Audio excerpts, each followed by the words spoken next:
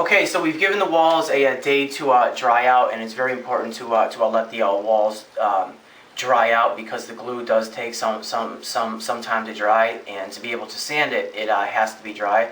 So what we're left with is areas like this where it tore off the paint, and we're down to the bare sheetrock. And as you can see here, there's parts where the paint is peeling. So, but it has dried now, and now what I'm going to do is I'm going to use this 4-inch blade here to just scrape away any loose or peeling paint. So it's best to kind of come in and then out of it to try to scrape away as much loose or peeling paint as possible here.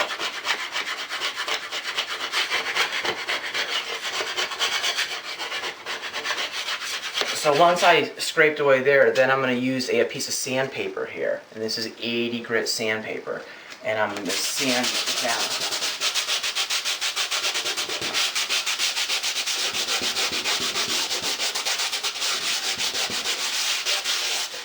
So now this is ready to go over with the mud now, and now we're going to come over here and take a look at this wall here. There's an area up here where there's a lot of loose and peeling paint right here. This is loose. There's some loose stuff right up here. So again, I'm going to use this 4-inch blade right here to scrape that away.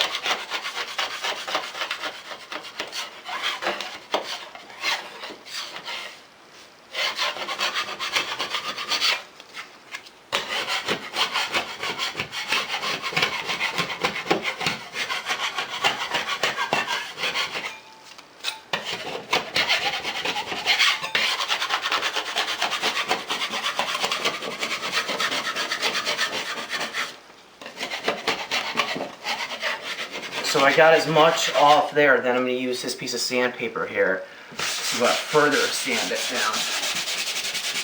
And what that does is this kind of feathers off the edge here.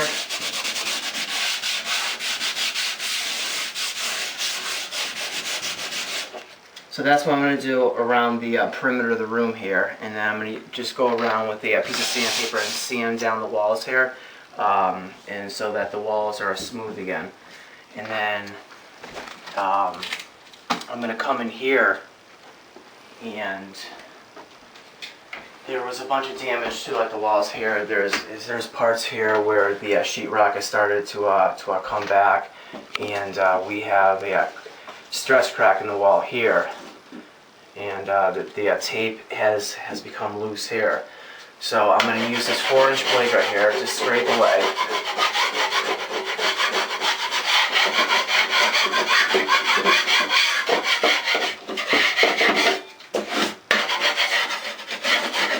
I'm going to sand this down.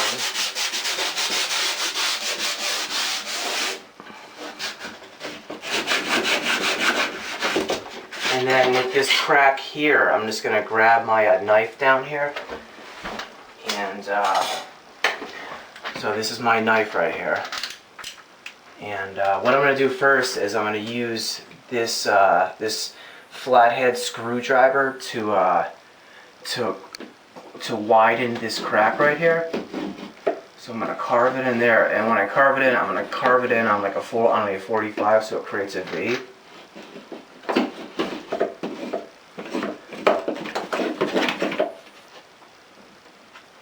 And then I'm going to use my knife here to cut this out, because this is loose here.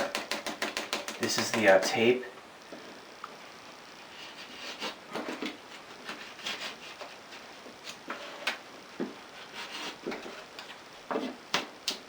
So that's going to loosen that up.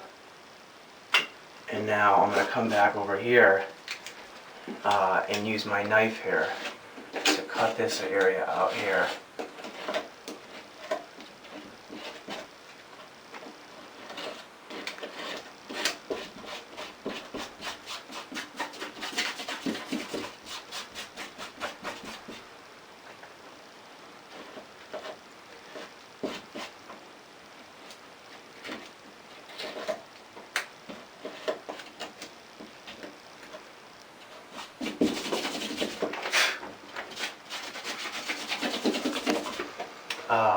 now we're going to come over here, and there's another crack here,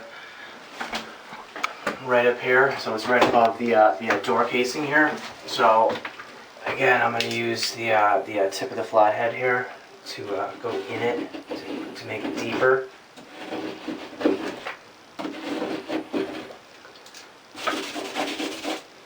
And then use my knife here to cut on this edge here to make a V.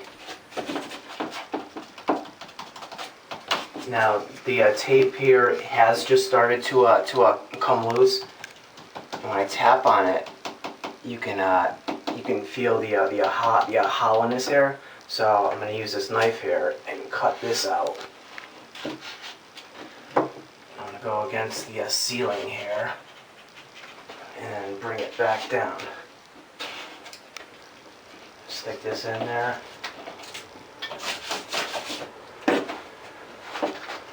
I'm just going to give this the white sand. So we'll be back in a minute to pack these and tape these. Okay, so we're back, and what we're going to do here is we're going to mix up some mud here to fix these cracks. There's one up here, and then there's one right over there. And you don't just want to use regular joint compound. You want to use something that dries a lot harder. So what we have here is a mud pie here set up, and I have plaster of Paris in like the middle here, and regular joint compound on the outside here. And we're gonna. And when you mix these two together, it's going to harden in 10 minutes. So we can do both coats of the mud today. So we're just going to mix this up here.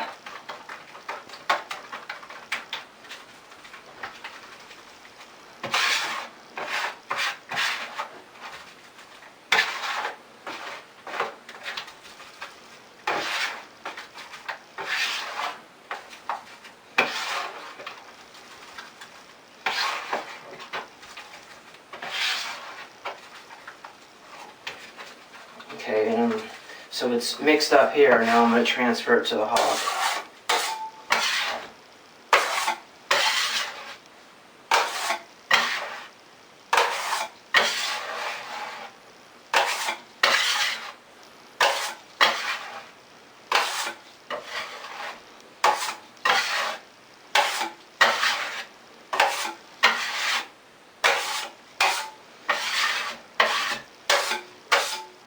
Okay, now what I'm going to do is come up here. Now I already have the mesh tape cut out so to the proper width here. So we're just going to take these off here. And what you want to do is you want to pack this stuff first with the mud here, because I did widen out this gap here. So we're just going to load up like that here and go down the middle and really force it in there and up here near the ceiling here. Just wipe away any there. Now what I'm going to do is I'm going to take the top piece here and put that up against here,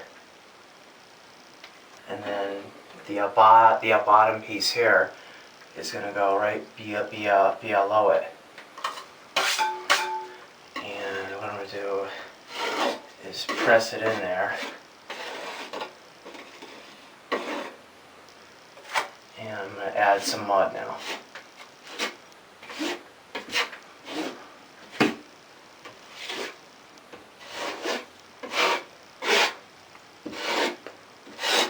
Okay, so we're going to let this area dry here. And now what I'm going to do is I'm going to come over here to take care of this one.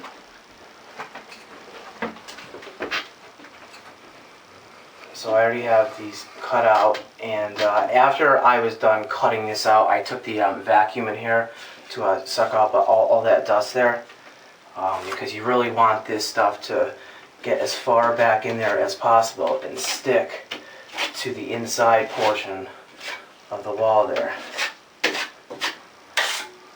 So it's loaded up there, and I'll take this one and put it up here, and this one down here.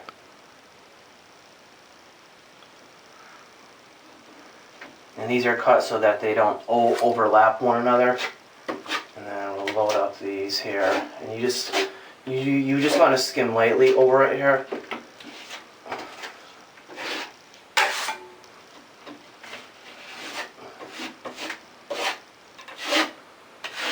And take it away from the outsides here.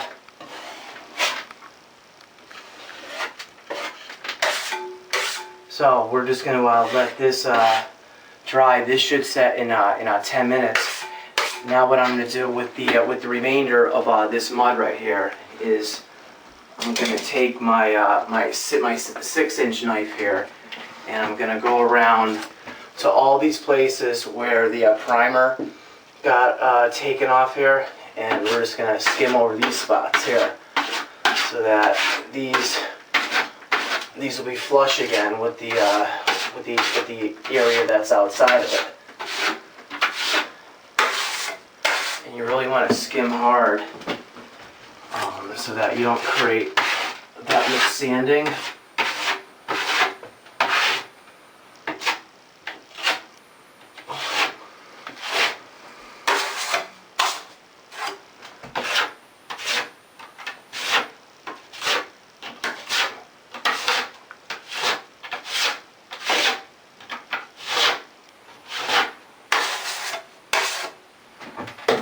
I'm just going to work my way outside here. I'm going to come back into this room here, and we're going to come over here, and I'm going to load this up here. Now, what we're filling in here isn't that deep, but it still is going to need at least 2 coats because this stuff will shrink a little bit. So this is going to be the first coat, and then once this dries, we're going to come back and hit it one more time. So what I'm going to do is I'm going to continue around the room there and just skim over any areas where the wallpaper had taken off both the paint and the primer.